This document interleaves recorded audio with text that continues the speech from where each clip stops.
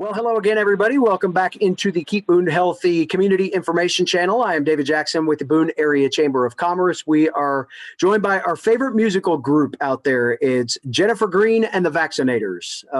These are the folks that are working tirelessly throughout our community to make sure that that the COVID-19 vaccine process is going smoothly. Of course, that includes Jennifer Greene from AppHealthCare, Alice Salthouse joining us from High Country Community Health, Sean Burroughs, the Director of Pharmacy at Appalachian Regional Healthcare System, and Corey Furman with Boone Drug. All of these folks working in their own unique ways and to their own unique groups to make sure that everybody that is eligible for these different vaccine groups throughout our area have access and the ability to get those vaccines. And we'll talk a little bit about the progress of that in just one moment. But Jen, I know that this is another big week for all of you and that we are getting ready to move groups yet again. And I must say, knock on wood, this is, I'm sure, moving a lot faster than it looked like it was going to move, say, back at the first of the year when all of this started. Can you speak a little bit to how things have been able to progress as well as they have here in the last few weeks? Yeah, well, I think a lot of credit goes to the hardworking staff and volunteers who've been giving vaccines and all of the people who have made the effort to come and get a vaccine. So have to say, I thought earlier this year that we'd be doing this a lot more extensively at a mass vaccination level for a long time. But I have a lot of hope that we are making such incredible progress because we've got such good partners here getting lots of vaccine in arms. So I think we're on the right track moving into group 4 this week. And that's really exciting news because there's only 5 groups. So that's a good reminder, right? Hopefully that means we're coming down the home stretch, so to speak, at least as this process moves on. So Jen, tell us a little bit about that. This group 4, like all of these groups before, have multifaceted aspects to them. So this particular group gets headline status with folks that have had chronic conditions. That's probably the one that jumps out off the page as much as anything right now. What can you tell us about this particular group and how this will be staged here starting on Wednesday? Yeah, so we're going to be giving our normal vaccine clinics and using people who have signed up who have a chronic health condition that puts them at higher risk. It's people 16 to 64 who are at higher risk that are eligible now. And it's using, some chronic conditions that are unfortunately pretty prevalent in our community. Things like, smoking or being a former smoker, having overweight or obesity in your history, cancer in your history. There's a pretty good extensive number of conditions that put you at higher risk. And that's who we really want to make sure get vaccinated next because we want to prevent that severe illness from occurring. Excellent. So we'll kind of go around the horn and let everybody explain exactly how they are working into this vaccination process. There has been so much collaboration, yet you all work with individual groups of either patients or customers or what have you. So we want to make sure that people know exactly how they can reach out to each group. And Corey, maybe we can start with you and Boone Drug. I know you said a little while ago as we were preparing for this that Boone Drug is right around 2,000 vaccinations that you all have brought into this math equation out there. So again, kudos to you for being able to be a part of that process. What can you tell us about how you all are gearing up for Group 4 and being able to serve folks not only here in the Boone area, but throughout the High Country? So we've got some vaccination that's arriving this week. So we're going to be running a couple clinics this week. We've got one that we're going to do on Wednesday at our Deerfield location. We're also going to have one that same day on Wednesday at Newmarket. And then on Thursday, we're going to have some in Ashe County at our Warrensville store and also at our Warrensville drugstore on Friday as well. So Wednesday here in Boone at Deerfield and Newmarket, Thursday at Warrensville, and then again Friday at Warrensville. And then on Friday, there's a very strong possibility we're going to have some Johnson & Johnson vaccine up in Allegheny County to be administered there. And then following Monday, we're going to have a large vaccination clinic held at Mount Vernon Church on Monday. So now, with the exception of what I mentioned about Allegheny County, Johnson & Johnson, Everything that Boone Drug is doing currently, the supplies that we're having to come in, is the Pfizer vaccine. So there's a slight difference for the age restrictions on the Pfizer vaccine. That does go down to age 16. All the other ones start at 18. So that helps for some of these people, these essential workers. So you could be an essential worker, but you're 17 years old. So the Pfizer vaccine is a good, only option for you to come in. So, and for Boone Drug to get in touch with us to do it, you go to boonedrug.com, you register for one of these, you pick a time, and then come in and we'll take care of you. And Corey, for folks that have been familiar with Boone Drug's operation at Mount Vernon and great cooperation between the church and Samaritan's Purse to help make that all work out there, for those that may be coming to one of your facilities now, operationally, how are you asking people to interact? Is that a come inside the store? Is that a drive up to the curb? How will that work? So we ask you to come inside the store and take care of that. But just as we offer curbside service for your prescriptions, if you have a concern about coming inside the stores due to COVID or whatever the reason might be, if you want us to come out and meet you at the curb, we can do that for you. If you're coming to a store, that's no problem. We've even done something similar to that out at our sites out at Mount Vernon Church. We had a person who it actually wasn't a fear of catching COVID. They actually were physically unable to come inside. So we had the vaccinators come out and meet them. So we'll do either or. Now, the standard MO of what we're doing is we're asking everyone to come inside, get vaccinated. That helps keep things flowing, and because we want to vaccinate as many people as effectively as we can. So sticking with that procedure helps work with the flow we've created, but we will work with you. So if you ask us to come out there too, now, if you're doing it because you're bored and you just want to sit in the car because you like that song, don't do that. You come on inside and we'll take care of you. But if there's a legitimate reason, like I really can't go inside, we'll come out and take care of you. Very well said, Corey. Thank you for that. Alice, Salthouse, you all have been a part of this for several weeks now with High Country Community Health and continually have opportunities for folks to get vaccinated. How are you asking folks to interact with your agency now? Oh, Alice, you're muted there. There you go. I'm sorry. We are asking folks to call in 828-262-3886, and we're doing the vaccinations here at the office at 935 State Farm Road. We too will come outside if necessary. We've also had some home visits for people that cannot ambulate, don't have transportation. Like he said, if you have a legitimate reason where you can't come in, then we've done a few, and we would try our best if someone had a tough situation to get those vaccines to whomever needs them that are in that group. We also, on Tuesdays and Thursdays, are doing testing. So that's still an important thing that needs to be done. If you are sick, if you've been exposed and you need a test, then we'll take care of you on Tuesdays and Thursdays between 12 and 4 o'clock.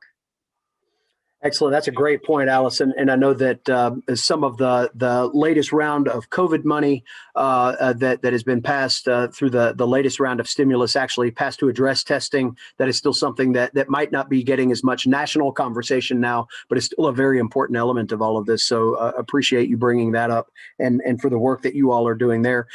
Sean Burroughs with Appalachian Regional Healthcare System. You know, we've talked a lot about in the early part of all of this, how both the hospital and the healthcare the AppHealthCare were able to use patient records and flag patients based on different criteria at one point in time in all of this. Now that we're moving into a little bit more complex groups, can you remind folks or maybe just give a refresher on how best folks can interact that may be ARHS patients or have had some sort of relationship with the healthcare system, how they can best make it known that they would like to get the vaccine and be contacted for such? Yeah, it was maybe a little bit easier to target certain populations in the beginning of the rollout. With this group 4 that we're going in now, basically I think it's a very similar structure to the health department and Boone Drug. At this point in time, if someone's interested in receiving the vaccine, they can come on the website and fill out an interest form. And on that interest form, talks about criteria, and depending on how you fill out that interest form, it tells you what phase or what group you are eligible for. So ours is no longer targeted for specifically for ARHS patients. It's anybody that has an interest to receive the vaccine can come on and fill out the interest form and answer the questions honestly, so that we can figure out what phase everybody is eligible to be in. And then if you are eligible in a current phase, then we will send out an email and contact you and say we have some appointments open for you, and you can log in there and get an appointment. And your element of the vaccination process still all transpiring for the most part at the Watauga County Community Recreation Center, correct? Yeah, correct. We are so fortunate, and I say that every week, I know, but we are very fortunate to have that facility. The county has continued to grant us access to that, and we can funnel through a lot of folks through there. On one day, we're specifically using Wednesdays for our vaccination days, and sometimes if we have more vaccine, we'll go to Thursdays. But all of our clinics right now are held at the community or at the Watauga Rec Center. Wonderful. Thank you for that information. And Jen, I'll give you the same opportunity to give folks a refresher as to how they can interact with the health department. And then we've got a couple of procedural questions to follow. So we'll let you start with the easy part. How do people interact with the health department if that's the route they choose to get identified for vaccination? Well, you can go to our website and sign up, AppHealthCare.com, and you can find the COVID vaccine information right on the homepage where you can go sign up. Or you can call us at our call center, and that's 828-795-1970. And we do have that staffed Monday through Saturday. So you can call, and if you have a question or you want to make an appointment that way, we welcome you to do that. And particularly, even if you're not eligible yet, you're welcome to sign up, and we will get to you when it's your turn. So that kind of leads into the first of the questions for you, Jen. And we talked about this a few weeks ago, or maybe last week. All the weeks run together. I know they do for you all. They do for us too. But when we were talking about different types of vaccines with Sean maybe last week, and we discussed not needing to vaccine shop. When you get the opportunity, you've got the opportunity. But then we mentioned the things a moment ago with Corey having an opportunity to have a couple of different vaccines and why age matters and some of that. That's a long way to say. Your phone number that you just gave still is staffed with folks that can answer those vaccine and COVID related questions. Just how much traffic are you getting on that right now? And how much do you feel like those easy answers, some of them, are helping continue to lower anxiety about this whole entire process from the contracting the disease to getting vaccinated for it and everything in between? Well, we're still getting a consistent number of calls.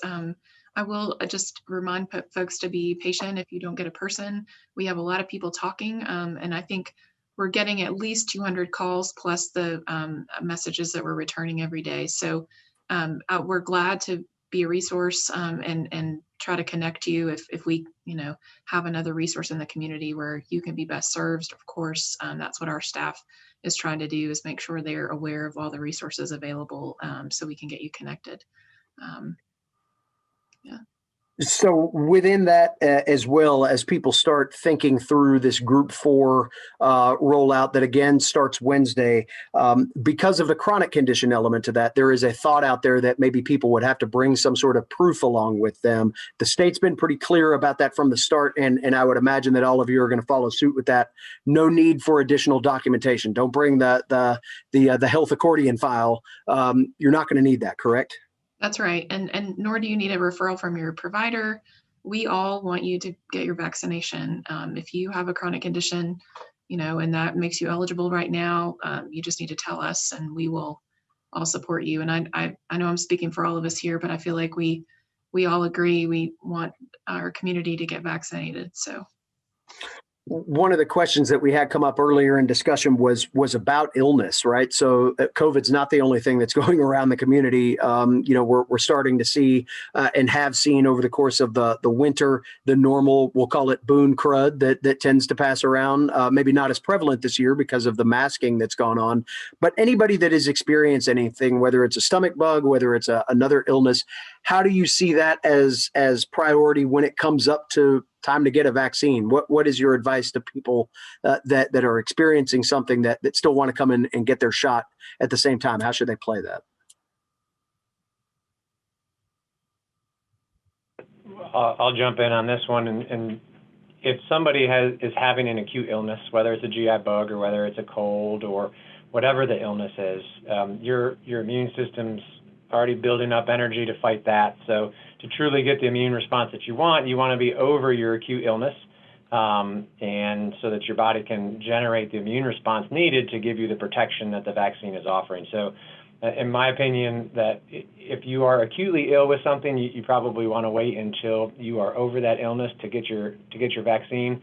And the good thing with the supply that we've had over the past month is that you don't have to worry that if you don't get it today, that it won't be until another month or so that you get it. We have so many people involved in the vaccine distribution. As you can see how our Zoom has grown here, which is fantastic. So you won't miss out, and you really want to give your body the best chance it can to generate the immune response that you need. So I would wait until you're over the acute illness and then hop in one of the many clinics that we have available in our community. Great point, Sean. Thank you for that. And then finally, Jen, we've seen Group 4 again start Wednesday. The again for a second consecutive time moving into a new group. The state has already given a date for progress within this group into the rest of the essential workers and other categories of seeing that by April 7th. We have also seen things speed along a little bit quicker. So what is your best advice to folks that are maybe waiting for the second part of this in terms of just kind of paying attention? Will it be April 7th, or could you potentially see progression earlier than that? I think, keep in mind, we're going to keep moving. Obviously, we want to vaccinate our community as quickly as we can. So I would say, by April 7th, some of this is dependent on decisions at the state level and how they are allocating vaccines to our area. And of course, we can't make those decisions. Those are sometimes decided for us, but we are all committed to communicating with each other so that we can keep moving forward and also ask for more vaccine coming to our area. So we're going to keep moving forward. And I think, stay positive because, like I said, we've only got 5 groups. We're walking into Group 4. So that's really good news. Well, I know that as people begin to think through, especially from the business perspective, we've had one group of essential workers go already. We've got another group that will be a part of this second phase to Group 4. But it's also, thinking about potentially workers that are working for you that are in that chronic condition perspective. They are eligible for vaccine as soon as Wednesday. So, having those conversations with your staff continues to be paramount to making sure that you're not only addressing those needs and getting those employees taken care of should they choose to go down that road, but you're doing so in a way that spreads that out amongst your workforce. So you're not seeing any one group or any one group of workers all go out at the same time from an operational standpoint. I'll kind of give you all a chance to kind of go around one last time and catch anything that maybe we missed. I know we've shared a lot again today. Just overall encouragement, Jen, I'd say just with where things have come in the last month, with more supply, with more efficiency and how you're doing that, with more partners available now, it seems like we've taken some great strides forward here as a community. Yeah, we have. And I hope everyone is still practicing their 3 Ws. I can't get off here without saying that, but we have a lot of good news coming out from CDC about, really some benefits when you get vaccinated. So I hope that you will help us keep moving forward. Tell your friends and family and your coworkers to get vaccinated, because that's what's going to help us get to the other side. So yeah, I'm excited that we're moving forward, David. Thank you, Jen. Sean, anything that you'd like to follow up with from your perspective with the hospital system? Yeah, I want to echo Jen's comments. We're in a great place compared to where we were a month or 2 ago, but we're still seeing new clusters. We're still seeing admissions into the hospital. So as excited, I'm not tempering the excitement by any stretch of the imagination. I'm excited, but we do still need to be cautious about what we do and how we do it. We don't want to see that number go on the rise again and to see more and more infections and reinfections that we've started to see a few reinfections. So we still have to be vigilant with what we're doing from a safety perspective. But I would like to congratulate everybody that is on this call, all of the people that have been involved with the vaccination effort, with Alice and Boone Drug and Corey. We have vaccinated, we've given over 20,000 vaccines. That includes first and second doses, but we are getting very close to hitting 20,000 first dose vaccinations in our community.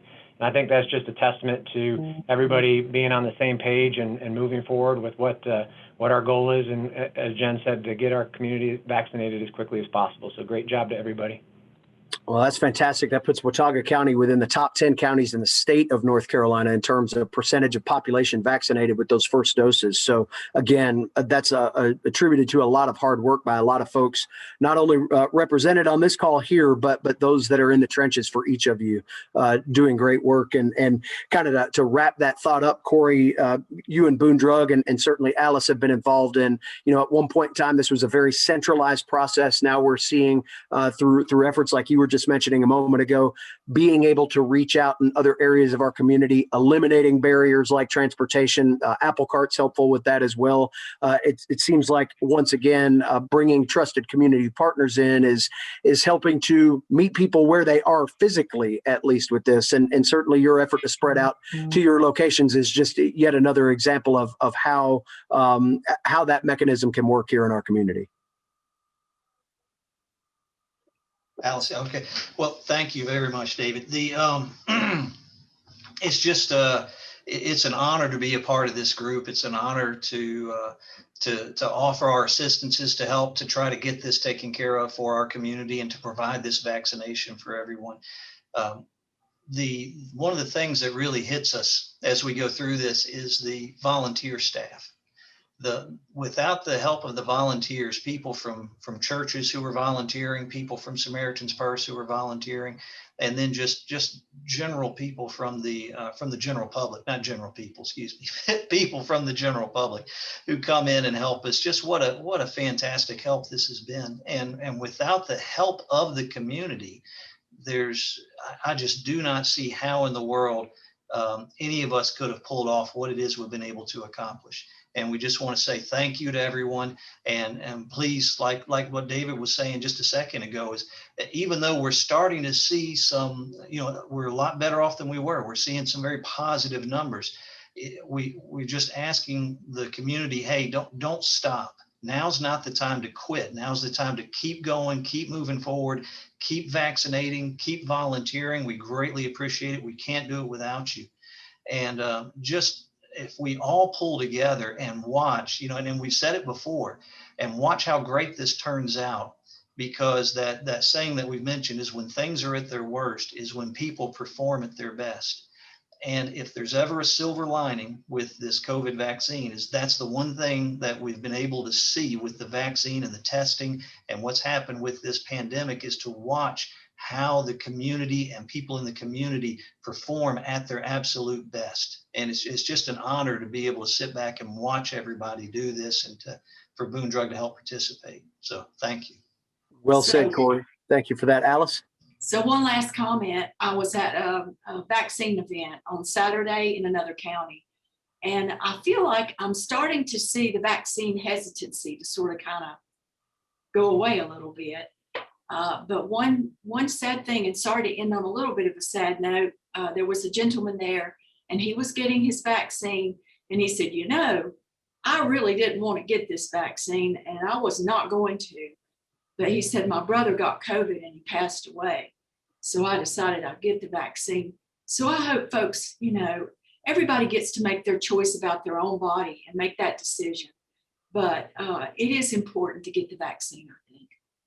Well, and every one of these organizations represented here has great information on their websites. We'll share that along with the video here as well, where you can get information on the types of vaccine, side effects, all the information that you need to know, as well as the process to be able to get that wherever it best suits you. And again, thanks to each of you for everything that you're doing out there to keep Boone and the high country healthy. And we look forward to having another chat with you to talk about yet another aspect of this race that we're about to complete, and getting closer to moving through all of the groups. So thanks again for everything you all are doing.